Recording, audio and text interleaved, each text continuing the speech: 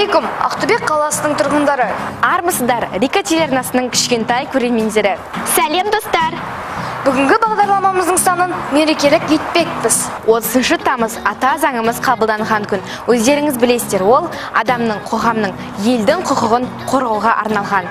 Әрбір елдің өз ата заңдары болады. Заң болмаса, адам құқығы қорғалмайды. Дүниеге келген бірінші күннен бастап біз мемлекеттің қамқорлығындамыз. Конституция азамат еркіндігі мен заң алдындағы теңдігіне кепілдік етеді. Бұл құжаттың негізіне бағыну және азаматтардың конституция құқығы азаматтар өмірінің тыныштығымен кепілдік береді. Олардың барлығы президенттен басталып, қарапайым адамға дейін заң алдында бірдей жауапкершілікке ие. Конституция біздің мемлекетіміздің барлық және оның жоғары органдарының беделін айқындайды. Оларды түзу жолға салады. Билік құрылымы мен халық арасын реттейді. Конституцияның негізгі міндеті құрылған мемлекетті нығайту. Иә достар, осы ақпараттар сіздерге танымды болатыны сөзсіз. Ендеше алғашқы айдарымызға көшейік.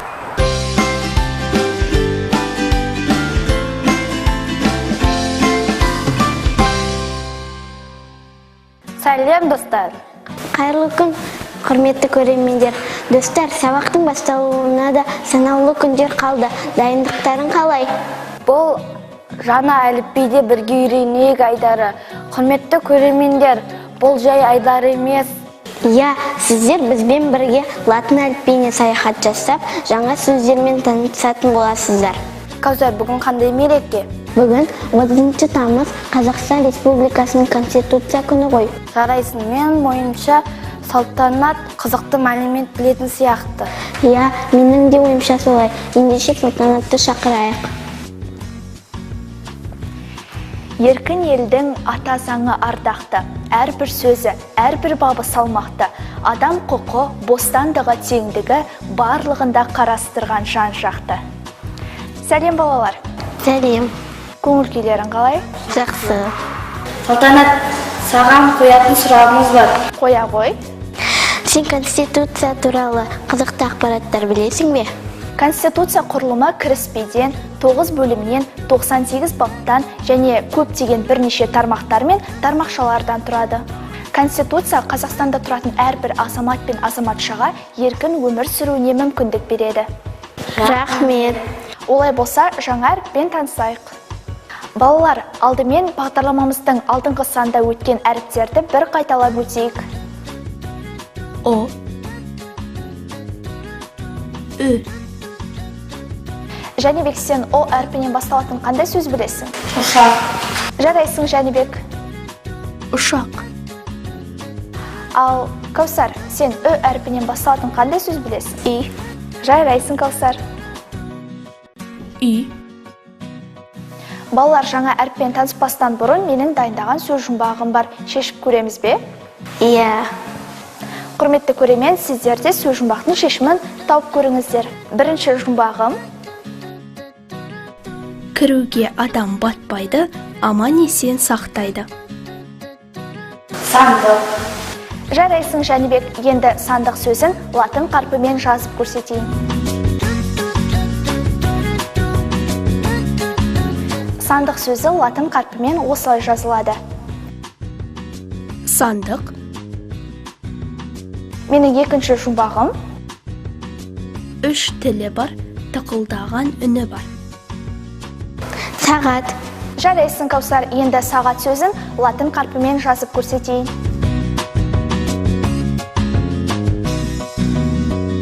Сағат сөзі латын қарпімен осылай жазылады. Сағат. Бар ойыңды жиямын, ақ қағазға қоямын. Сия.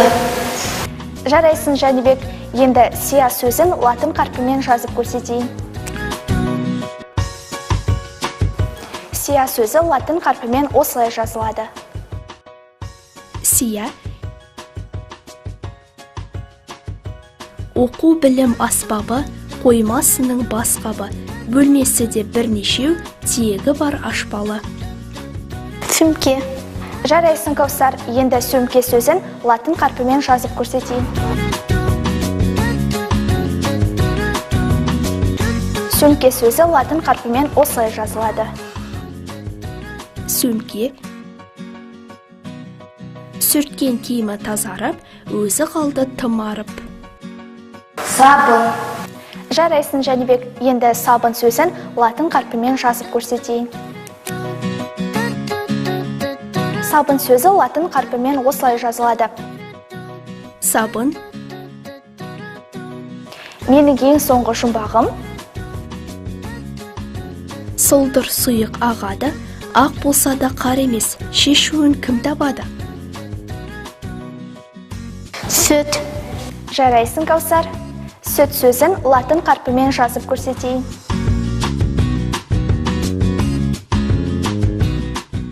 Сүт. Құрметті көрермен, байқағандарыңыздай, сөз жұмбақтың шешімі Конституцияға байланысты. Саясат сөзі. Саясат. Құрметті көрермен, бүгінгі біздің танысатын алғашқы әрпіміз С әрпі. Сіздерге оның таңбалануын көрсетейін. Үлкен С әрпі, кішкентай С әрпі. Жәнібек, сен де жазып көр. Жарайсын, Жәнібек. Енді Каусар, сен де жазып көр. Жарайсын, Каусар. С. Құрметті көрермен, келесі әріппен таныспастан бұрын менің дайындаған жұмбақтарым бар. Жауабын бірге тауып көрейік. Менің алғашқы жұмбағым. Жас кезінде қар орман, жыл өткен сайын ағарған. Жауабы шаш. Жарайсын, Каусар. Енді шаш сөзін латын қарпімен жазып көрсетейін. Шаш сөзі латын қарпімен осылай жазылады. Шаш. Менің соңғы жұмбағым. Бір мақұлық мойны жуған тірсек ұзын. Тікпесе өзі елдік сақтар бізін. Тағы да іскен ғайлы қайшысы бар, іс тігіп көрген демес еш қызығын. Жауабы шаян. Жарайсын, Жәнібек. Енді шаян сөзін латын қарпімен жазып көрсетейін. Шаян сөзі латын қарпімен осылай жазылады. Шаян. Құрметті көрермен, бүгінгі біздің танысатын екінші әрпіміз Ш әрпі. Сіздерге оның таңбалануын көрсетейін. Бұл үлкен Ш әрпі. Ал мынау кішкентай Ш әрпі. Жәнібек, сен де жазып көр.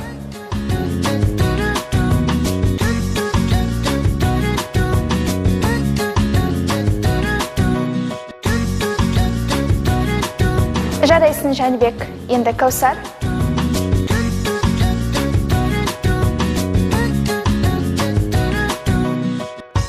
Жарайсын, Каусар. Ш. Құрметті көрермен, соңғы әрпімізбен таныспастан бұрын мақалдың жалғасын тап ойынын ойнайық. Өнер алды, қызыл. Ол тіл. Жарайсын, Жәнібек. Енді тіл сөзін латын қарпімен жазып көрсетейін. Тіл сөзі латын қарпімен осылай жазылады. Тіл. Соңғы мақалым. Көңілдінің үйінде, күнде мейрам күнде. Ол той. Жарайсын, Каусар. Енді той сөзін латын қарпімен жазып көрсетейін. Той сөзі латын қарпімен осылай жазылады. Той. Құрметті көрермен, бүгінгі біздің танысатын соңғы үшінші әрпіміз Т әрпі. Сіздерге оның таңбалануын көрсетейін. Жәнібек, сен де жазып көр.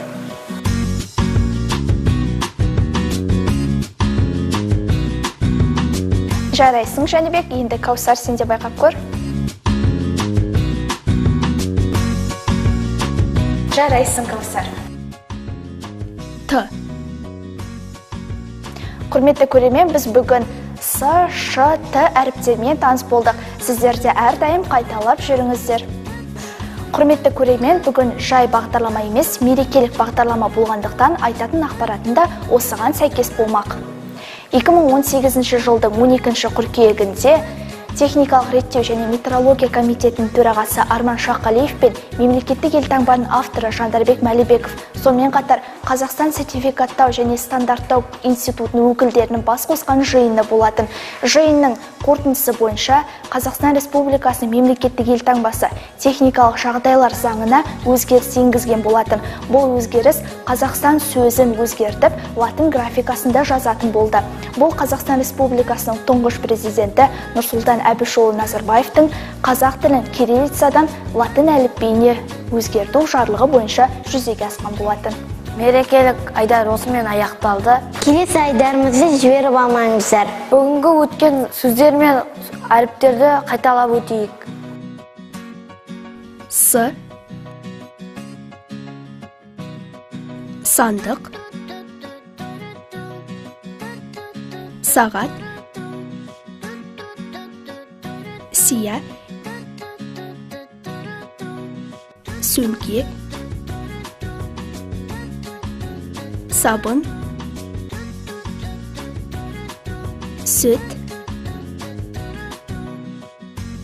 саясат, ш, шаш, шаян, т, тіл, той. Жарайсыңдар. Келесі кездескенше сау болыңыздар. Сандық, сундук, trunk. Сағат, часы, watch. Сия, чернила, ink. Сөмке, сумка, a bag. Сабын, мыло, soap. Сүт, молоко, milk. Саясат, политика, politics. Шаш, волосы, hair. Шаян, рак, cancer. Тіл, язык, language. Той, празднество, celebration.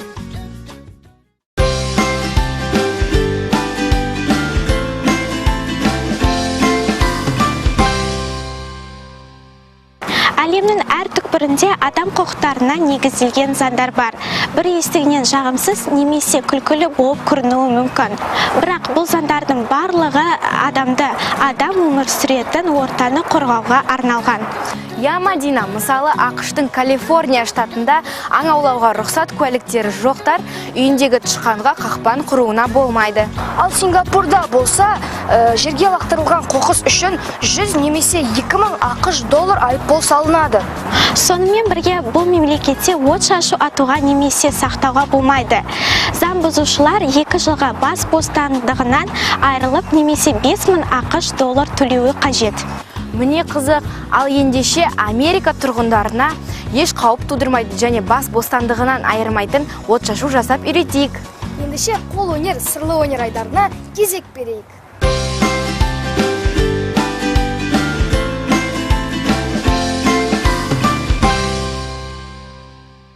Қайырлы күн, кішкентай көрермендер.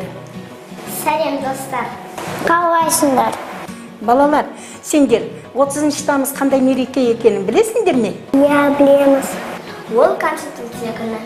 Конституция туралы не білесіңдер? Конституция Қазақстан Республикасының ата заңы. Дұрыс айтасың, Айша.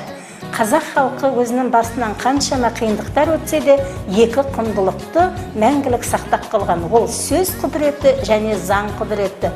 Ата-бабаларымыздан келе жатқан ескі жол, қасқа жол, жеті жарғы делінген заңдар жинағы болды. Қазақстан егемендік алғаннан кейін 1993 жылы 28 қаңтарда тұңғыш Конституция қабылданды. Ол 4 тармақтан және 28 бөлімнен тұратын еді. Кейін ол заман талабына сай келмегендіктен өз жұмысын тоқтатты. 1995 жылы 30 тамызда жаңа Конституция қабылданды. Кішкентай көрермендер, бұл сіздер үшін кішкене ғана танымдық ақпарат. Енді негізгі жұмысымызға көшейік. Балалар, мереке десе сендердің көз алдарына не елестейді? Безендірілген көшелер, от шашу. Керемет екен. Балалар, олай болса бүгін өз қолымызбен от шашу жасап көрсек қалай қарайсыздар? Жақсы болар еді. Олай болса, кішкентай көрермендер, сіздер де бізбен бірге жасаңыздар. Ол үшін бізге балалар қатырма қағаз, түрлі түсті қағаз, гуаш бояуы, қылқаламдар, қайшы, желім, ермексаз және құлақ тазалағыш қажет болады. Апай, неден бастаймыз? Алдымен түрлі түсті қағаздардан әртүрлі төрт бұрыштар жасап алайық.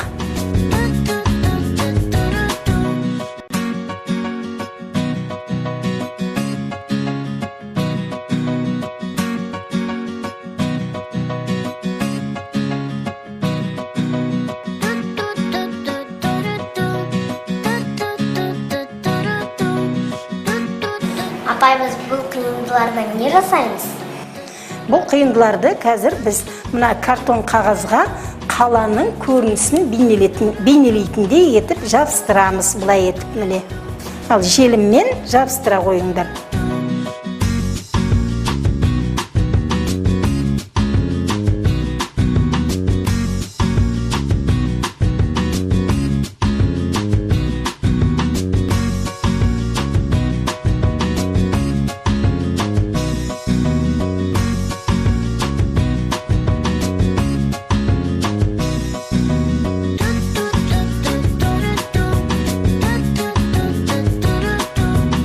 Міне кішкентай көрермендер, біздің түнгі қаламыз да дайын болып қалды. Әсерлі шығу үшін біз аспанды қара түсті қағазбен жабыстырдық. Апа, енді бұл аспанға жұлдыз керек емес пе? Дұрыс айтасың, Айша. Енді сіздер жұлдызды қиып жабыстыра қойыңдар.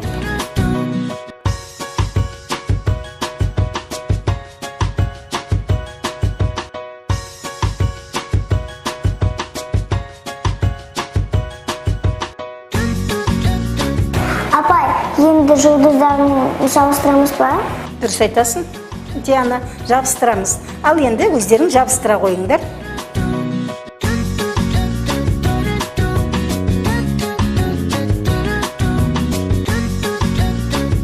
Енді от шашуымызды дайындайық. Ол үшін құлақ тазалағыштарды алып, оның бір жағының мақтасын алып тастай беріңдер. Содан соң оны түрлі түсті гуашпен бояп шығамыз.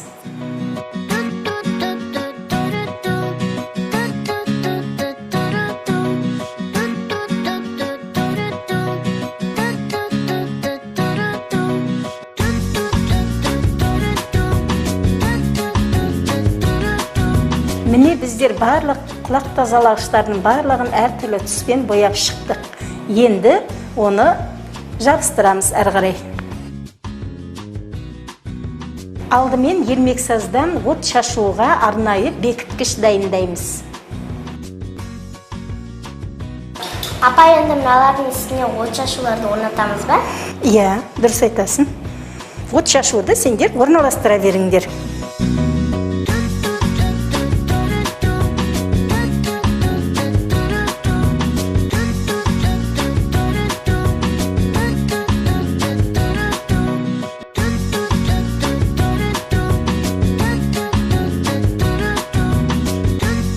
Міне балалар, бүгін 30 тамыз Конституция күніне орай көшеміздің әртүрлі саябақтарында түрлі шаралар өтіп жатыр. Сіздер де ата-аналарыңызбен бірге сол шараларға барып көңілдеріңізді көтеруге болады. Диана, сен бүгін мерекеге орай қайда қыдырғың келеді? Мен бүгін саябаққа барамын. Өте жақсы екен. Ата-анаңмен бірге барасың ба? Иә. Айша, сен қайда бармақсың? Мен Алақай театрына барамын. Өте жақсы, күндерің бүгінгі сәтті өтсін деп тілеймін.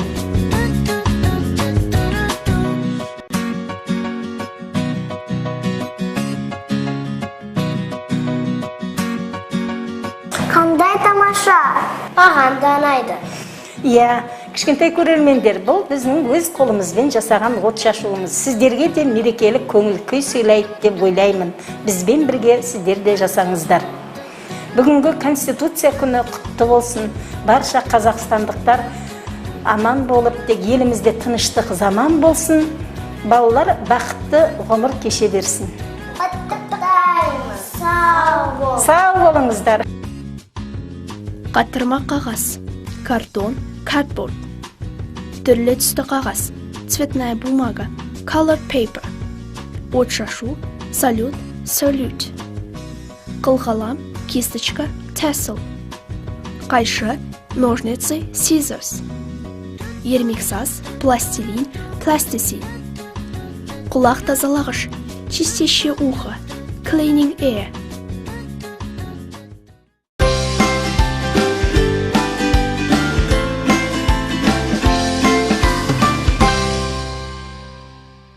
Жамбытта, Медина, сендер осы мейрамды қалай тойлайсыздар? Мен демалыс орталығына барамын. Ал мен бәліш жасағым келеді. Сен өзің бәліш жасауды білесің бе? Жоқ, ғаламтордан қарайтын шығармын. Мадина, тоқта, асықпа. Жас аспаз айдарында барлығымыз бірге бәліш жасауды үйренеміз. Тамаша, мен де үйреніп алайын.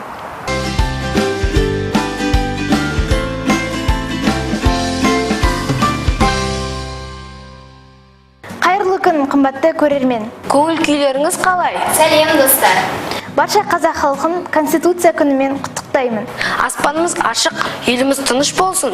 Спандияр, Еркеназ, мына азық-түліктерге қарасам, бүгін бір ерекше тағам әзірлейтін сияқтымыз. Менімше торт секілді. Торт демекші, торт туралы қызықты мәлімет айтып кетейін.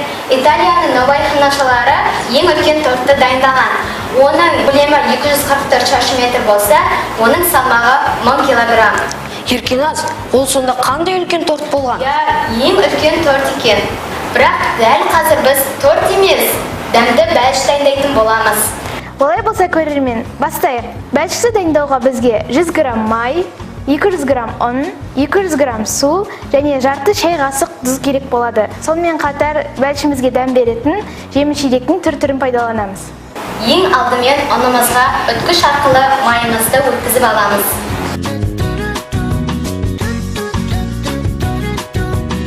Мадина, енді сен де байқап көрсен.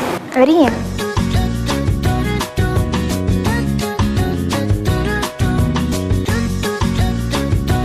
Достар, бүгін бәлішімізге пайдаланатын құлпынай жидегі туралы ақпаратымен бөлісе кетейін. Құлпынай дәнегі ішінде емес, сыртында орналасқан әлемдегі жалғыз жидек.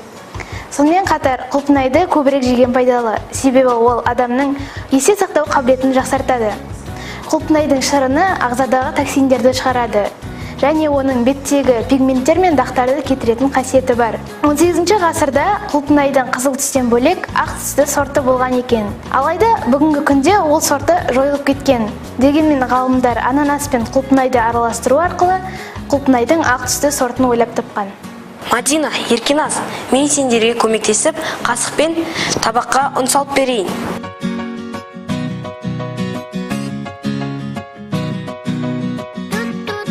Олай болса, мен осы май мен ұнды ұнтаққа айналдырып берейін.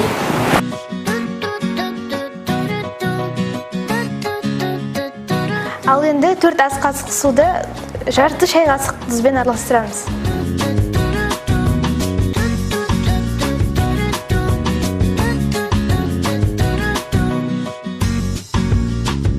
Олай болса, мына қамырымды осы тұсқа салып екі жауып қояйық. Ендеше біз жемістерімізді сүйектерінен ажыратамыз. Достар, егер сіздер шабдаланды көп жейтін болсаңыздар, сіздердің көңіл күйлеріңіз көтеріңкі болады. Ал сіздер қараөріктің қандай пайдасы бар екенін білесіздер ме? Оның құрамында А дәрумені бар. Ал А дәрумені адамның көзін көруін жақсартады.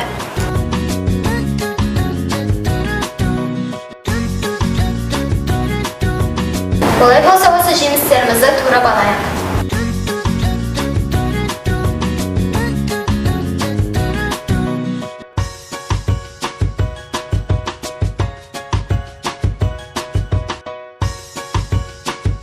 Біз жеміс-жидектерімізді турап болдық. Енді ыдысқа салайық.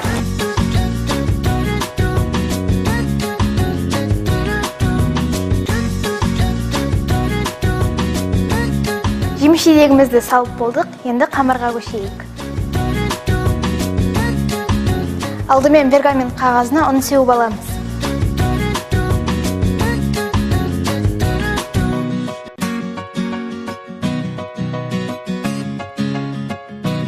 Жайылған қамырға туралған жеміс-жидектерімізді ортасына саламыз.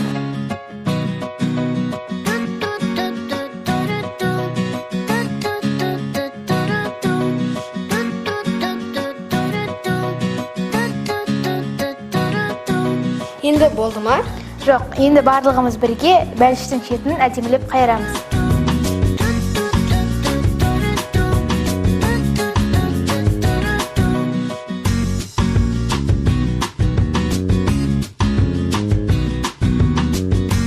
Енді бұны пешке саламыз ба? Я, Спандия, 180 градусқа қызып тұрған пешке 20 минутқа салып қоямыз.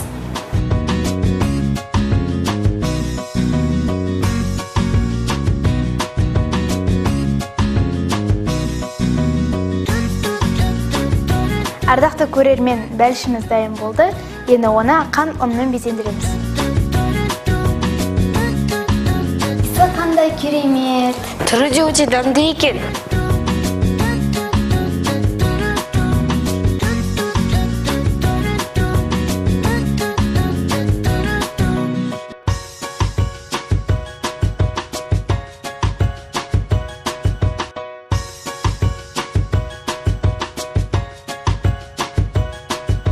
Біздің ең дәмді айдарымыз осымен аяқталды.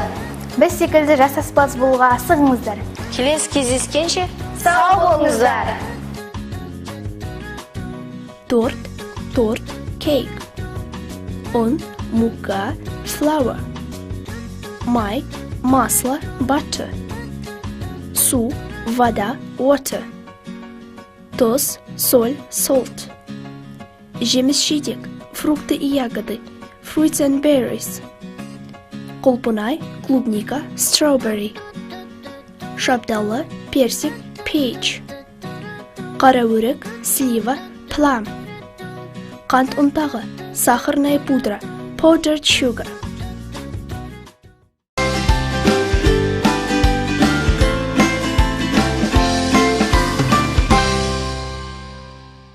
Жанбота, Мадина, сендер Қазақстан Республикасының заңдарын білесіңдер ме? Мен 23:00-ден соң жасөспірімдерге ата-анасыз шығуға болмайтынын білемін. Ал мен мектеп қабырғасындағы тәртіп пен киім үлгісіне байланысты заңдарды білемін. Жарайсыңдар. Олай болса, достар, бәрімізге бірдей бекітілген ата заңымен толығырақ танысайық. Ендеше келесі айдарға көңіл бөліңіздер.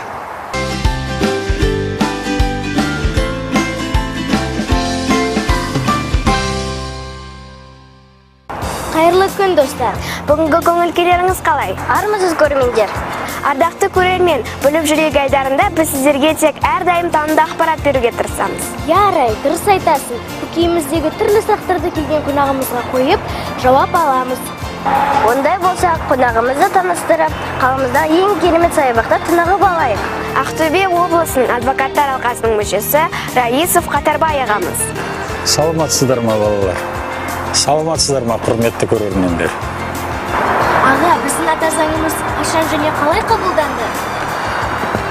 Біздің ата заңымыз 1995 жылы 30 тамызда қабылданған конституциямыз. Негізі біздің елдің бұған дейін бірнеше рет конституциялары қабылданған. 1926 жылы Қазақ автономиялық советтік республикасы болып тұрған кезде алғашқы конституциямыз қабылданған. Бірақ Қазақстан Россия Федерациясының құрамында болғаннан кейін ол конституция бекітілмеген. Дегенмен сол конституцияның үлкен тарихи өзінің мәні, өзінің рөлі болған. Одан кейінгі конституция 1938 жылы қабылданған. Ол кезде Қазақстан мемлекеті өз алдына республика болып тұрған. Содан кейін 1978 жылы мына кеңестік дәуірде, кеңістікте социалистік қоғам толық орнады деп қабылданып, жаңадан конституция қабылданған. Ал 1993 жылы біздің өтпелі конституциямыз қабылданған. Ол конституция 1990 жылы Қазақстан өзінің егемендік декларациясын жарияланғаннан кейін конституция қабылдау керек болып, елбасының бастамасымен жаңағы конституцияны құрамын, оны конституцияны жазатын кеңес құрылған.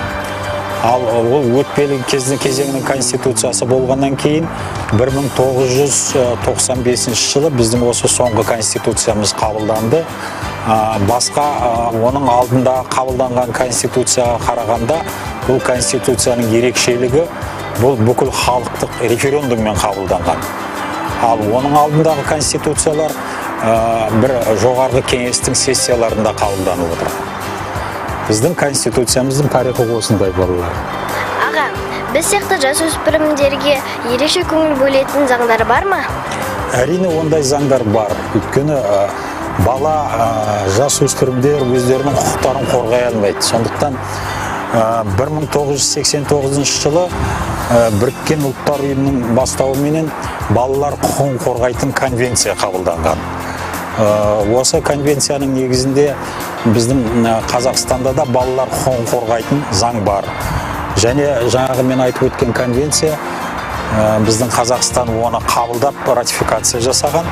Сонымен қатар Қазақстанда жаңағы балалар құқығын қорғайтын отбасы және жанұя туралы заңдар бар. Солардың барлығында балалардың құқығы ерекше аталып және ерекше қорғалады. Жауабыңызға рахмет аға. Енді өз сұрағыма көшейін. Өзіңіздің еңбек жолыңызда конституциямыздағы көптеген заңдарды қолданасыз. Соның барлығын жатқа білесіз бе? Әрине, конституция біздің ата заңымыз. Барлық заңдар осы конституцияның негізінде қабылданады. Егер конституцияға сай келмейтін болса, ол заң қабылданайын деп жатқан заң бекітілмейді. Сондықтан қорғаушылар, адвокаттар өздерінің еңбек жолында өзінің жұмысын атқару барысында конституцияның заңын негізгі баптарды басшылыққа алып отырады. Біздің конституциямыз бойынша ең басты құндылық деп адам, сосын адамның өмірі, адамның құқығы негізді құндылықтар болып танылған. Бұл негізгі қағидалар. Сондықтан біз жұмыс атқару барысында өзіміздің азаматтардың құқықтарын қорғау барысында осы конституциядағы айтылған негізгі қағидаларды, негізгі принциптерді біз басшылыққа алып отырамыз. Балалар солай. Сондықтан ол конституция ата заңымыз болғаннан кейін оны білу міндетті бізге. Қай уақытта адамның құқығы бұзылды деп есептеледі? Адамның құқығы жаңағы мен атап өткендей конституциямен кепілдік берілген сіздің құқығыңызды бұзылып жатса, сол сақталмай жатса, сол кезде адамның құқығы бұзылды деп есептеледі. Мысал ретінде сіздерге мен мынандай жағдайды айтайын. Конституция мен адамның өзінің жеке басының құпиялығы, семьясының, жанұясының құпиялығы ол заңмен қорғалады. Конституция соны қорғауға кепілдік берген. Енді өмір өзі қиын жағдай ғой. Әртүрлі семьяларында, отбасыларында мынандай жағдайлар болып жатады. Біреудің жаңағы ата-аналары ажырасып жатады, қайтадан қосылып жатады. Я болмаса мына балалар үйінен балаларды алып жатады ата-аналары. Оның барлығы ол жанұяның өзінің отбасының құпиясы болып есептеледі. Ал кейбір жағдайларда осында құпияны мына адамдар жеңіл қарап, көпшілік ортада бір жиналған жерлерде соны жариялап отырады. Ол кісінің баласын ол детдомнан алған, оның әкесі өзінің туған әкесі емес деп. Сол жағдайда ол сіздің конституциямен кепілдік берген сіздің құқығыңызды бұзып отыр. Бұл жаңағы конституциямен берілген, кепілдік берілген құқықты бұзған адам жауапкершілікке тартылып кетуі мүмкін. Оны сіздердің өздеріңіз де білулеріңіз керек. Біреудің жаңағы құпиясын жариялауға болмайды. Я болмаса бір кісілер жаңа денсаулығына байланысты қатты науқастанып, бір арнайы ауруханаларда ем алулары мүмкін. Ондай жағдайларда ол бір кездерде ауырған, мынандай аурумен ауырған деген сияқты жағдайларды жеңіл түрде әр жерде айтатын болса, ол адамда сіздің жанұялық құқығыңызды жариялап, сіздің құқығыңызды конституциямен кепілдік берілген құқығыңызды бұзған болып есептеледі. Рахмет аға. Ата заңды білу шарт па? Ата заңды жатқа білу енді міндетті емес шығар, бірақ ата заңның негізгі қағидаларын білген дұрыс. Жаңағы мен айтып өткендей, алдарында қойған сұрақтарға жауап бергендей, ата заңның негізгі қағидаларын білмесеңіз, заң бұзушылыққа өзіңіз байқамай жол беріп алуыңыз мүмкін. Ал заңды білмей құқық бұзушылық жасаған адам заңды білмегеннің салдарынан жауапкершіліктен ол босатылмайды. Сондықтан негізгі жаңағы ата заңның қағидаларын білген дұрыс. Себебі әр адамның, мысалы сіздер жасөспірімдер, жаңа мен айтып өткендей, өздерінің отбасының құпиялығы, оның ар-ожданының конституциямен қорғалатындығын білгендеріңіз дұрыс. Ал мүлікке қатысты жалпы азаматтар болса, біздің азаматтардың әрқайсының өзінің мүлкі бар ғой, енді мүлкі жоқ адам қазір жоқ өмірде. Сол мүлкіне қатысты мүлікті конституциямен қорғалады. Конституция кепілдік берілген азаматтардың мүлкін қорғауға. Сол мүлкінің өзі конституциялық жолмен қалай қорғалатындығын адамдар біліп түсінгендері дұрыс. Осы жағдайдан алып қарағанда, әрине конституцияның негізгі қағидаларын біздің азаматтардың білгендері дұрыс болады. Түсінікті аға, ал мені өте қызықтыратын сұрақ бар. Қазақстан Республикасының конституциясы басқа елдердің конституцияларынан айырмашылығы бар ма? Бар конституцияның айырмашылықтары. Себебі әр елдің конституциясы өзінің сол мемлекеттің құрылымдарына байланысты қабылданады. Мысалы, кейбір елдерде тіпті конституция жоқ. Ол мына Сауд Арабиясында, онда абсолюттік монархия дейді, өзінің королі басқарады. Олар сол конституция қабылдауды керек емес деп санаған болу керек. Ал енді елдің басқару формасына байланысты кейбір елдерде парламенттік жолдармен басқарылады, кейбір елдерде президенттік басқару болады. Біздің елде конституцияның негізі бойынша президенттік басқару. Парламенттік жолдармен басқарылатын елдердің конституциясының өзінің ерекшеліктері бар. Сонымен қатар елдің құрылымына байланысты, мысалы кейбір елдер федеративтік болуы мүмкін, құрамадан тұрады. Мына қасымыздағы Россия Федерациясын алатын болсақ, сол федеративтік республика деп аталған себебі бұл елдің құрамында автономиялық республикалар бар. Әр автономиялық республикалар. Ол республикалардың өздерінің жергілікті жерлеріне қолданатын, пайдаланатын өздерінің заңдары бар. Ал біздің Қазақстанды алатын болсақ, Қазақстан ол бір тұтас. Қазақстанның конституциясы Қазақстанның аумағына түгелдей қамтылып пайдаланылады. Осы жағдайға байланысты әр елдердің өзінің конституциялық ерекшеліктері бар.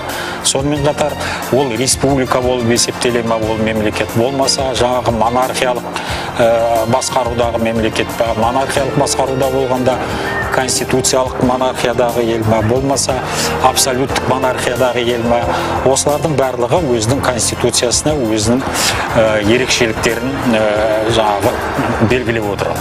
Ал Қазақстан, сол себептен Қазақстанның өзіне тән конституцияның ерекшеліктері бар. Бірақ негізінен алғанда, жаңа мен атап өткенде, негізгі конституцияның ерекшелігі Қазақстан өзінің конституциясында өзін зайырлы, демократиялық, әлеуметтік және құқықтық мемлекет деп таныған. Бұл жалпы халықаралық норма бойынша республика болып өздерін жариялаған зайырлы мемлекеттердің негізгі қағидалары, негізгі принциптері болып есептеледі. Көптеген конституцияларда бұл негізгі қағида болып саналып отырады. Соның бірі біздің конституциямыз. Рахмет аға, біздің көрермендерімізге тағылымды ақпарат бердіңіз. Бұл конституция күні, құрметті көрермендер, біздің Қазақстанның ерекше мейрамдарының бірі. Мынау балалар, сіздер мені осы бағдарламаларыңызға шақырып, осындай сұрақтар қойып, сіздердің осындай ерекше бір ықылас білдіріп жатқандарыңыз мені қуантады. Біздің болашақ ұрпақтардың. Конституция біздің бүкіл заңымыздың бастауы. Осы конституцияны жариялап отырып, біздің Қазақстан мемлекеті бүкіл әлемге өзінің қандай ел екендігін, қандай бағдарлама ұстайтындығын бүкіл әлемге паш етті. Сондықтан бұл ерекше құжат. Және бұл конституцияның қабылданған күні біздің Қазақстан халқы үшін ерекше мейрам деп есептеймін. Олай болса, осы мерекеге орай біздің телекөрермендерімізге сіздің тілегіңіз бар шығар? Құрметті көрермендер, мейрамдарымыз құтты болсын. Еліміз аман болсын, халқымыз тыныш болсын. Қазақстан алға қарай өркендеп өсе берсін. Мынау жас ұрпақтардың болашақтары кең әрі жарқын болсын. Ардақты көрермен, осымен біздің айдарымыз өз мәресіне жетті. Келесі кездескенше достар, сау болыңыздар. Ата заң, конституция, constitution. Заң, закон, law. Жасөспірім, подросток, teenager. Адам, человек, person. Мемлекет, государство, state.